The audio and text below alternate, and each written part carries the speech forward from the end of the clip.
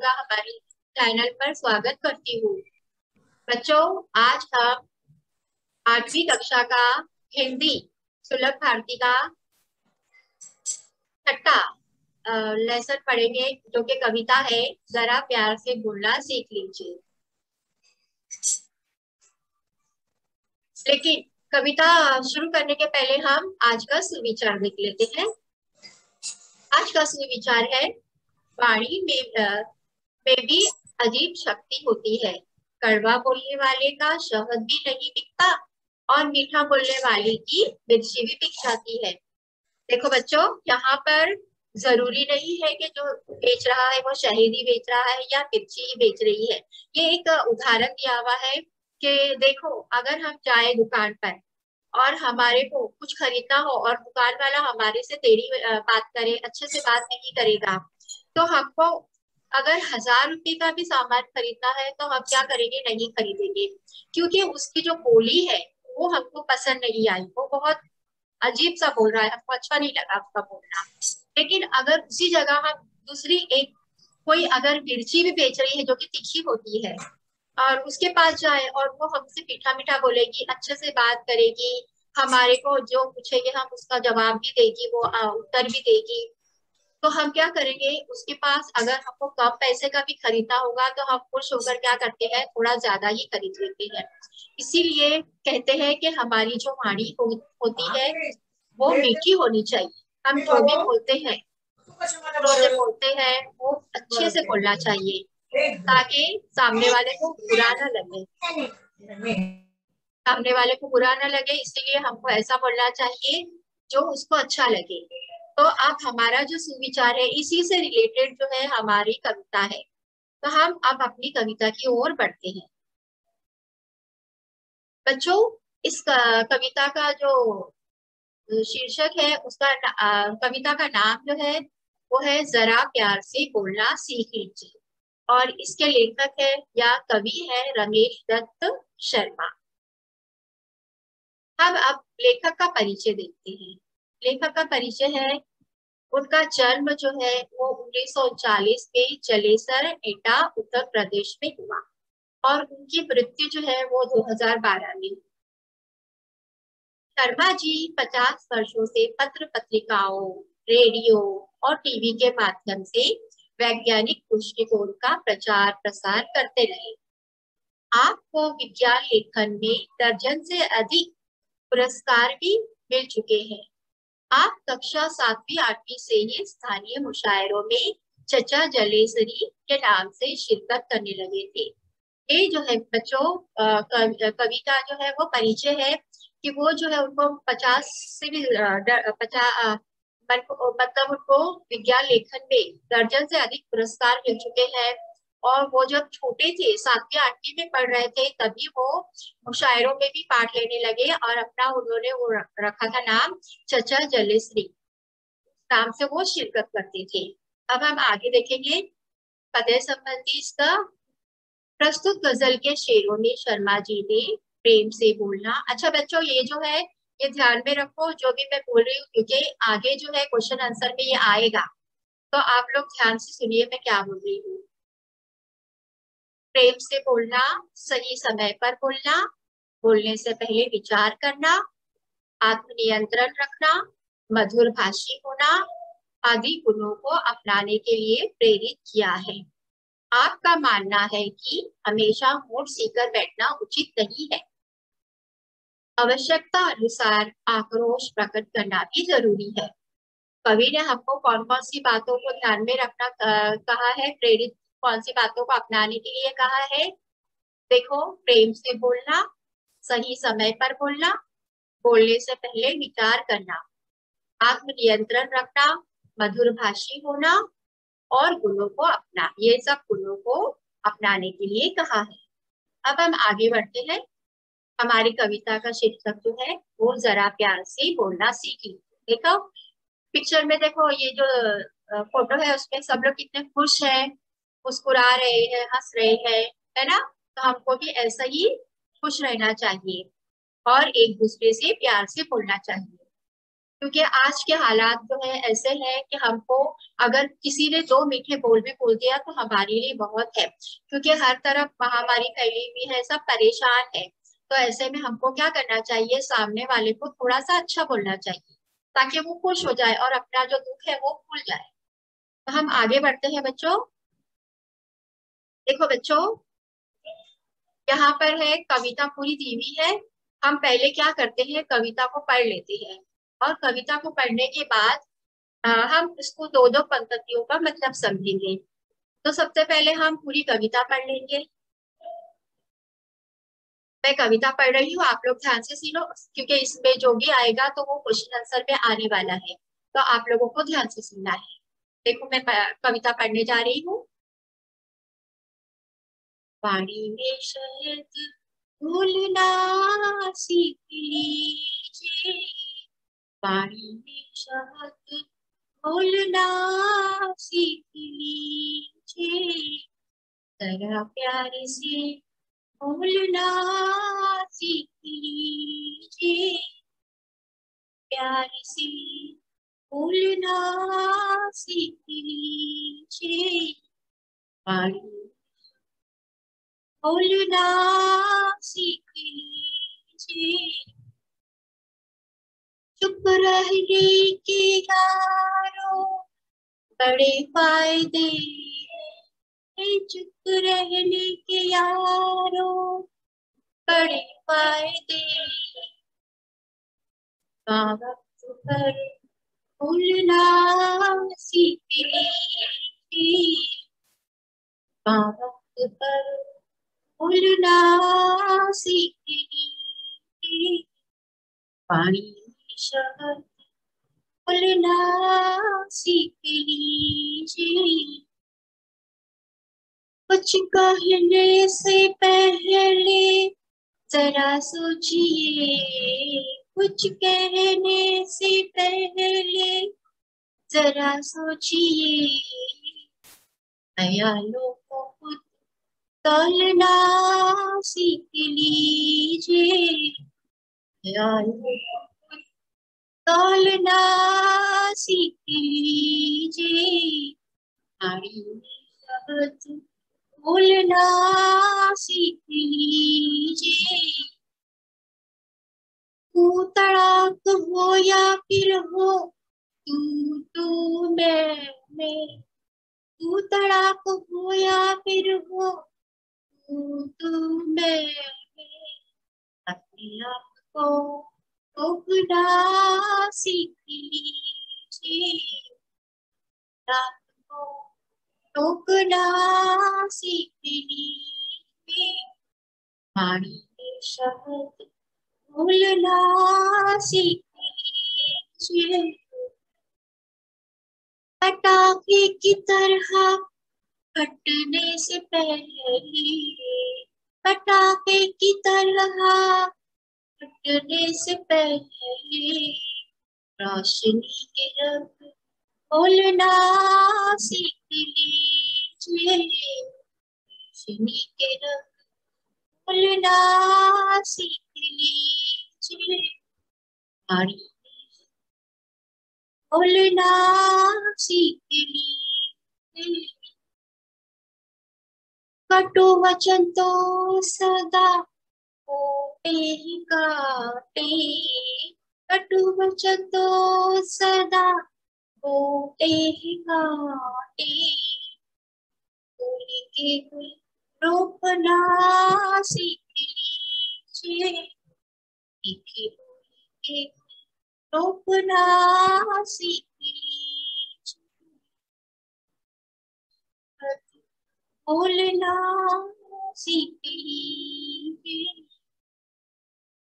बात बेबात कोई चुभने लगी तो, बात बेबात कोई चुभने लगी तो, बदल कर उसे मोड़ना सीख लीजिए, बदल कर उसे मोड़ना सीख लीजिए, पानी में शहद घोलना सीख लीजिए, ये किसने कहा होठ सीकर के बैठो, ये किसने कहा होठ सीकर के बैठो, सूरत के बोलना सीख लीजिए, जरूरत बोलना सीख लीजिए, पानी में बोलना सीख लीजिए, प्यार से बोलना सीख लीजिए, बोलना सीख लीजिए। बच्चों, मैं उम्मीद करती हूँ कि ये कविता आपको अच्छी लगी होगी और आप भी बिल्कुल अच्छे से इसको बाय हार्ट करना, याद करना। ठीक है, अब हम आगे बढ़ते हैं और ये जो कविता है अभी हमने ऐसे ही पढ़ा है, अब इसको हम विस्तार से पढ़ेंगे, दो दो पंक्तियों का मतलब हम समझेंगे। देखिए, पहली दो पंक्ति है, वाणी में शहद घोलना सीख लीजिए, जरा प्यार से बोलना सीख लीजिए। देखो बच्चों, यहाँ पर कवि हमसे कहना चाहते हैं कि इसके पहले भी मैंने बताया था कि एक शहद बेच रहा है और एक मिर्ची बेच रही है, लेकिन जो शहद बेचता है वो बहुत उसकी जुबान जो होती है वो मीठी नहीं होती है, बहुत कड़वा कड़वा बोलता है, सामने वाले से अच्छा नहीं बोलता है, तो इसीलिए उसका कोई सामान खरीदता नहीं है। लेकिन मिर्ची बेचने वाली जो है वो बहुत अच्छे से बोलती है, सबसे मीठा मीठा बोलती है, तो उसकी मिर्ची भी लोग खरीद लेते हैं।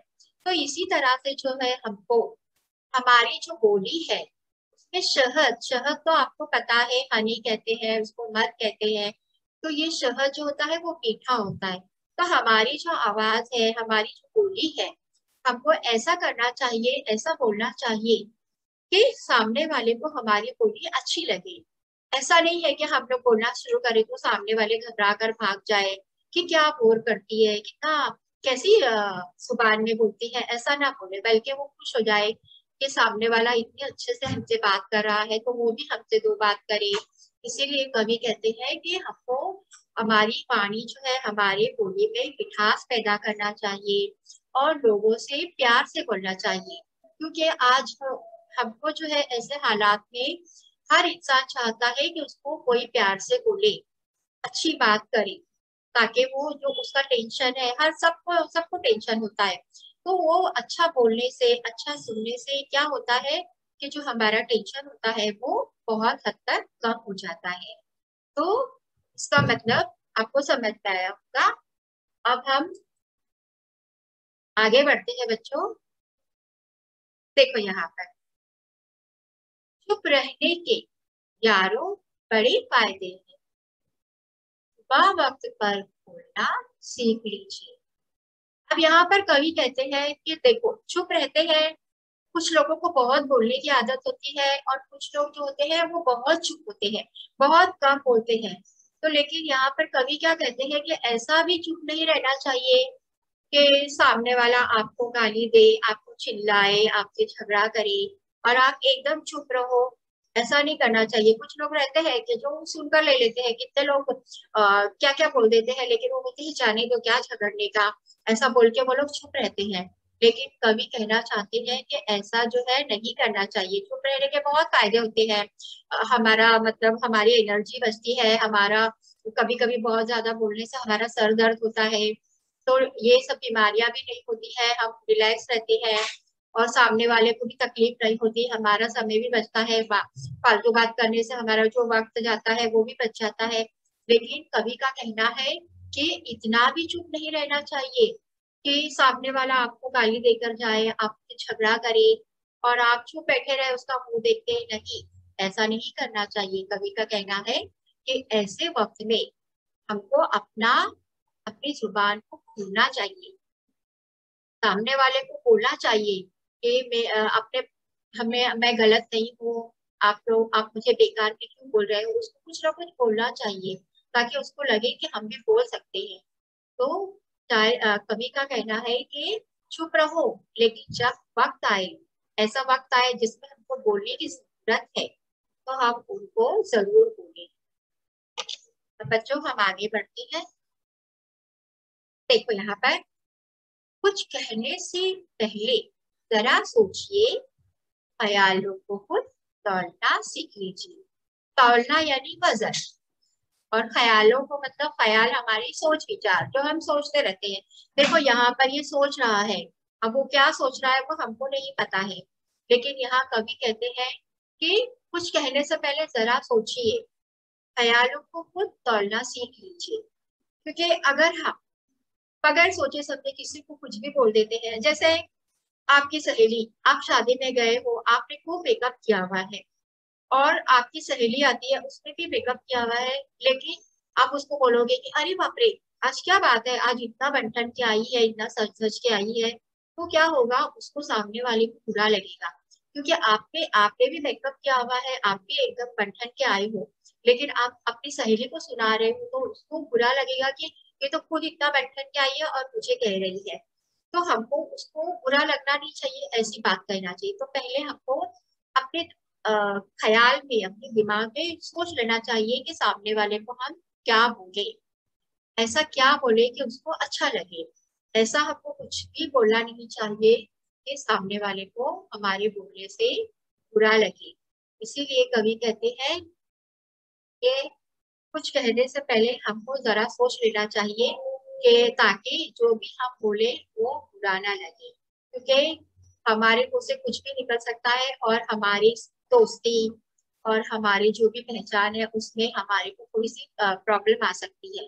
तो बोलने से पहले हमको थोड़ा सा अच्छे से सोच समझ कर बोलना चाहिए। देखो बच्चों, यहाँ पर जो है, यहाँ देखो झगड़ रही है, तो कवि कह रहे हैं, तू तड़ाक हो या फिर हो बैंग बैंग, अपने आप को रोकना सीख लीजिए। अब यहाँ पर देखो, झगड़ा हो रहा है, लड़ाई झगड़ा हो रहा है, फोटो में दिया है ना, लड़ाई झगड़ा हो रहा है। तो होता है झगड़ा, हम लोग जाते हैं, देखो ट्रेन में भी जाते हैं, ट्रेन में धक्का लगता है, और हमसे लोग झगड़ते भी है कि अरे, दिखाई नहीं देता है कि तुम बगैर देखे चलते हो क्या। और उसमें झगड़े हो जाते हैं, हम भी उनको दो बात सुना देते हैं, वो भी हमको दो बात सुनाते हैं, बहुत झगड़ा हो जाता है। तो हमको क्या करना चाहिए, ऐसा झगड़ा नहीं करना चाहिए। हमको सोच समझ के, यानी आपको अपने आप को बोलना चाहिए कि नहीं नहीं, ये गलत है, हम गलत कर रहे हैं। सामने वाले भी हो सकता है, सामने वाले की गलती ना हो, वो तो हम गलती होती है, कुछ ऐसा हो जाता है तो हम चढ़ते हैं ट्रेन में, और ज्यादा भीड़ भाड़ रहेगी तो हमको धक्का वक्का तो लगता ही है। तो हमको फौरन उससे झगड़ना नहीं चाहिए, बल्कि अपने आप को रोकना चाहिए, अपने आप को बोलना चाहिए कि नहीं नहीं, ये ऐसा हो सकता है कि इससे गलती से हो गया होगा, और हमको झगड़े से परहेज करना चाहिए। वरना अगर हम अपने आप को नहीं रोकेंगे, अपना नहीं सोचेंगे, अपने आप को नहीं समझाएंगे, तो हमारा तो आए दिन झगड़ा होता ही रहता है। तो ऐसा कवि कह रहे हैं कि अपने आप को हमेशा समझाना चाहिए, और झगड़े से दूर रहना चाहिए। ठीक है। अब यहाँ देखो बच्चों, पटाखे की तरह फटने से पहले रोशनी के तक खोलना सीख लीजिए। अब देखो, कभी कभी है ना, बहुत ऐसा हो जाता है कि सामने वाला हमको बोलता है और हमको बहुत गुस्सा आ जाता है, और हम इतना बहुत देर तक हम बर्दाश्त, बहुत सारे लोग जो है वो बर्दाश्त भी करते हैं। कितनी बातें सुना देते हैं लोग उनको, आते जाते बहुत सुनाते हैं, और बहुत वो बर्दाश्त भी करते हैं। लेकिन एक वक्त ऐसा आता है कि उनको बहुत गुस्सा आ जाता है, और एकदम गुस्से में चिल्लाने लगते हैं। तो कवि क्या कहते हैं कि ऐसा मत करो। गुस्सा आता है, लेकिन क्या करो, अपने आप को संभालो, अपने मतलब सोचो कि नहीं नहीं, ये गलत है। हमको कवि कह रहे हैं कि रोशनी की तरफ खुलना सीख लीजिए, यानी अपने अंदर ऐसा मतलब विचार पैदा करो कि नहीं, सामने वाला चिल्लाता है, ये जाने दो, उसको चिल्लाने दो। हमको चिल्लाना नहीं चाहिए, गुस्सा नहीं करना चाहिए, क्योंकि आप लोगों को पता है कि गुस्सा करना जो है वो सेहत के लिए हानिकारक है। गुस्सा करेंगे तो बीपी हाई हो जाता है, बीपी हाई होगा तो हमको अलग अलग तरह की बीमारियां होती है। तो इसीलिए हमको गुस्सा नहीं करना चाहिए, अपने आप को संभालना चाहिए, और हमको अच्छा अच्छा सोचना चाहिए कि हाँ ये अच्छा है, ऐसा करना चाहिए हमको, अच्छा ऐसा, और सामने वाले को भी समझाना चाहिए कि गुस्सा मत करो ऐसा। इसलिए कवि कह रहे हैं कि पटाखे की तरह फटने से पहले रोशनी के रंग घोलना सीख लीजिए। अब देखो बच्चों, यहाँ पर एक तरफ कांटे दिखाया गया है और एक तरफ फूल दिखाया हुआ है। तो कवि का कहना है कि कटु वचन तो सदा बोलते हैं कांटे, मीठी बोली के गुल रोकना सीख लीजिए। कटु वचन यानी यहाँ पर कड़वे, कटु यानी कड़वा, और वचन यानी समझो वादा या बात है। और यहाँ गुल का मतलब है फूल, और रोकना का मतलब है बोना। अब यहाँ पर कवि कहते हैं कि कटु वचन, अगर हमने किसी से कोई कड़वी बात कह दी, तो क्या होता है कि सामने वाले को दुख होता है, उसके दिल को बुरा लगता है कि अरे ये मुझे ऐसा कर रहा है। अगर किसी से समझो हम सामने वाले से कोई गलती हो गई है, उसने कुछ गलत काम कर दिया है, तो हमको फौरन उसको चिल्लाना नहीं चाहिए, उसको कड़वा कड़वा कुछ भी कड़वी बात नहीं बोलना चाहिए, क्योंकि उससे कुछ नहीं होगा, उसको खाली दुख होगा और हमारे आपस के ताल्लुकात में भी बहुत प्रॉब्लम हो जाएगा। तो क्या करना चाहिए कि हमको लोगों से कड़वा नहीं बोलना चाहिए, लोगों से अच्छा ही बोलना चाहिए, क्योंकि कड़वा मतलब कांटे, कांटे तो है हमेशा हमको चुभते हैं। तो हमको कड़वा किसी से बोलना नहीं चाहिए, बल्कि क्या करना चाहिए, कवि कह रहे हैं कि मीठी बोली के गुल रोपना सीख लीजिए। मतलब हमको क्या करना चाहिए, मीठी बोली के फूल को बोना चाहिए। हमारी जो बोली है उसमें मीठापन लाना चाहिए। जैसे शहद की तरह, शहद मीठा होता है, वैसे हमारे को अपने बोली को भी मीठा बनाना चाहिए, ताकि हमारी बोलने से सामने वाले को कोई दुख ना हो, से हमारी कोई बात बुरी ना लगे। और हमको हमेशा ऐसा ध्यान रखना चाहिए। इसीलिए हमको सबसे अच्छा अच्छा बोलना चाहिए, कि ताकि सामने वाला हमारे से खुश रहे और हम भी खुश रहें उससे। बच्चों हम आगे बढ़ते हैं। यहाँ देखो, बात बेबात कोई चुभने लगे तो बदल कर उसे बोलना सीख लीजिए।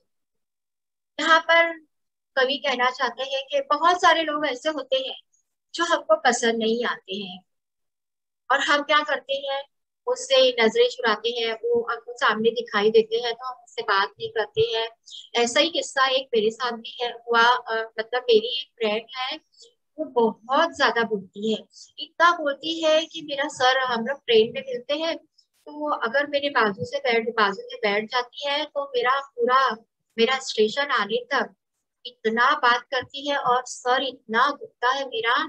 तो मैंने क्या किया, बाद में एक आइडिया किया कि जब वो मुझे दिखाई देती थी प्लेटफॉर्म पे, तो मैं चुपके से वहां से भाग जाती थी और जाके दूसरे डब्बे में बैठती थी। ऐसा मैं करती थी।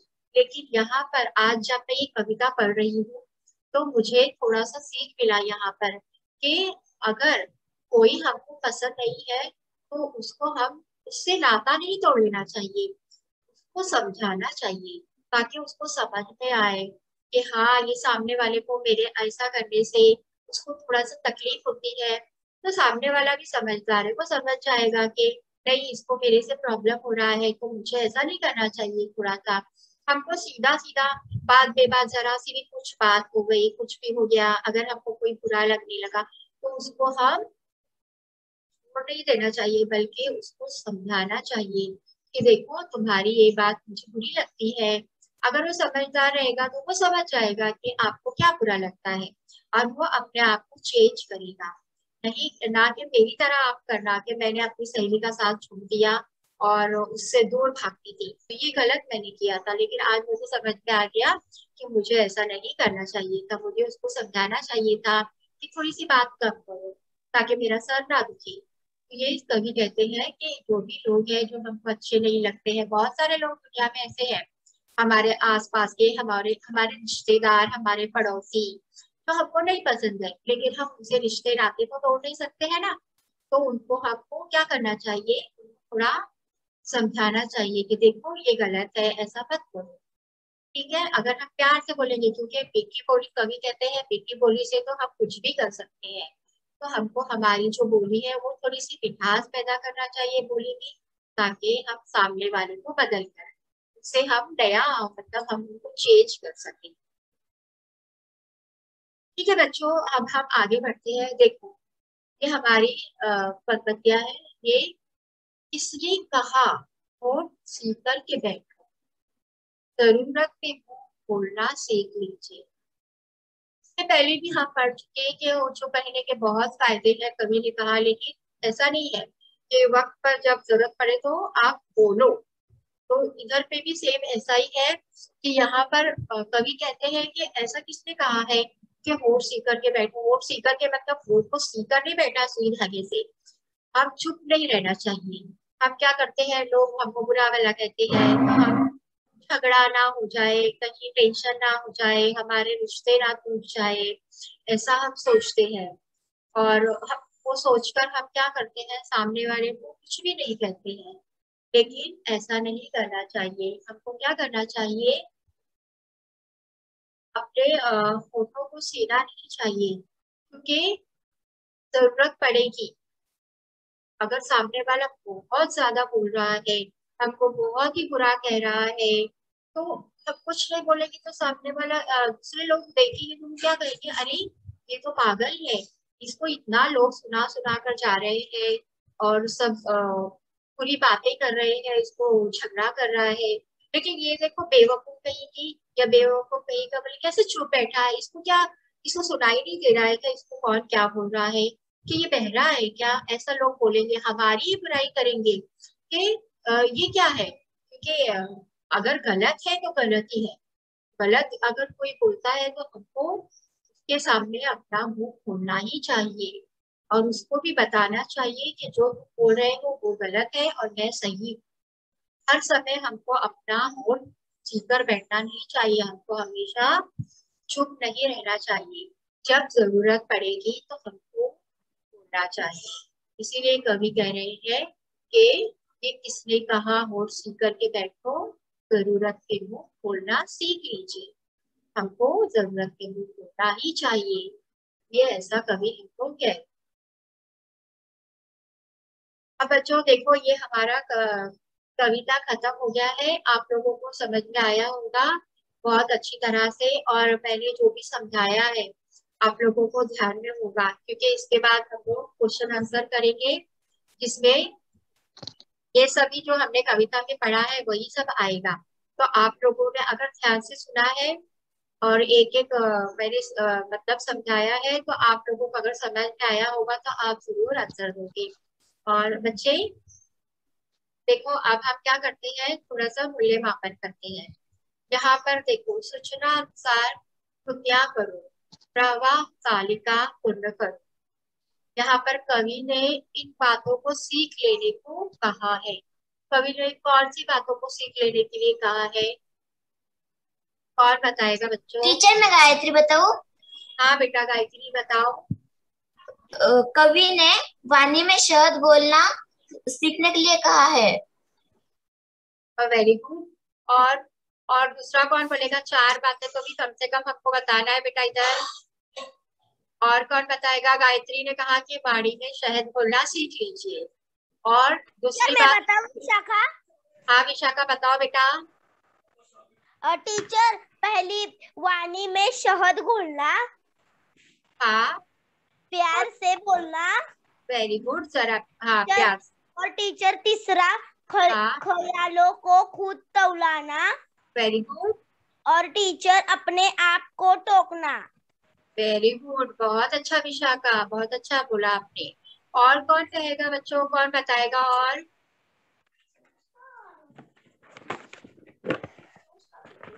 और कोई बोलेगा?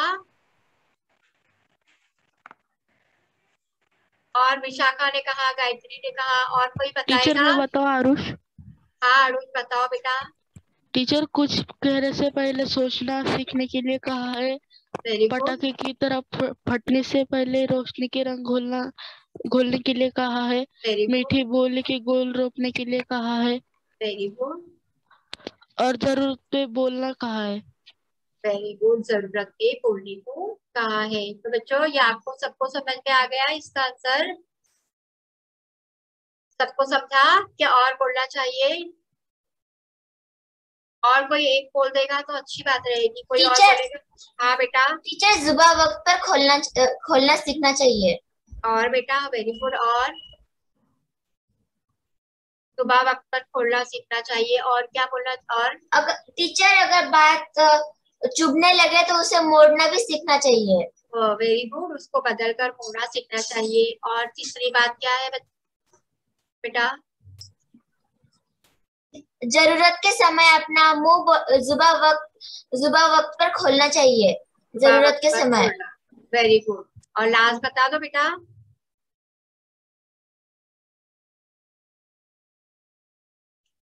और क्या हमने पढ़ा है? प्यार से बोलना चाहिए, अपने आप को टोक लेना चाहिए, है ना, सीख लेना चाहिए। और क्या पढ़ा हमने? वेरी गुड, चलो बेटा ठीक है। और आगे टीचर बढ़ते। हाँ हाँ। टीचर मीठी बोली के गुल रोपना चाहिए। वेरी गुड, मीठी बोली के गुल रोपना चाहिए। Very good. अब हम बच्चों आगे बढ़ते हैं। देखो यहाँ पर क्या करना है, हमको उत्तर बताना है। नंबर 1 जो है, कांटे बोने वाले कौन है? कांटे बोने वाले कौन है? को याद है? अभी हमने कविता पढ़े थे कांटे बोने टीचर वाले। हाँ टीचर बेटा। कटु वचन। कड़ू वचन। वेरी गुड, कांटे बोने वाले जो है वो कड़ू वचन है। ठीक है, और सबको समझ में आया ना, कांटे बोने वाले कड़ू वचन। सेकंड जो है, चुभने वाली। चुभने वाली क्या है? टीचर चुभने वाली बात बेबात है। वेरी गुड, चुभने वाली बात बेबात है। और फटने वाले तीसरा नंबर है। टीचर टीचर मैं फटने वाले बताऊं फटाके विशाखा? हैं। टीचर फटाके। टीचर विशाखा बताऊं? पटाखे। वेरी गुड, हाँ बोलो पटाखे बोलो। की पटाखे की तरह। पटाखे, हाँ पटाखे। पटाखे जो है वो फटने वाले हैं। ठीक है, अब तीनों भी आंसर कौन एक साथ बोलेगा? टीचर मैं गायत्री बताऊं? हाँ टीचर बोलो मैं बेटा विशाखा बोलो। कांटे बोने वाले कटु हाँ वचन, हाँ। चुभने वाली बात बेबात, फटने वाले पटाखे। पटाखे। वेरी गुड, समझ में आ गया ये? अब देखो यस बेटा, अब देखो आगे बढ़ते हैं हम। ये हमारा हो गया मूल्यमापन, आपको समझ में आ गया ना दोनों आंसर? अब यस इसके टीचर। बाद हाँ देखो बेटा, इधर पे गृह पाठ है और आपको ये होमवर्क करना है। चुप रहने की 4 फायदे लिखना है। ठीक है, तो ये होमवर्क है, आपको घर पर करना है। ओके, और क्या करना है? आपको ये जो कविता है याद करना है, बाय हार्ट करना है। और बहुत सारी कविताएं होंगी शर्मा जी की, तो वो सब भी आप लोगों को ढूंढकर पढ़ना है। ठीक है, और खुश रहो, सुखी रहो और अपने आप को संभालो। ठीक है, हमारा कविता जो है वो अब समाप्त होता है। धन्यवाद।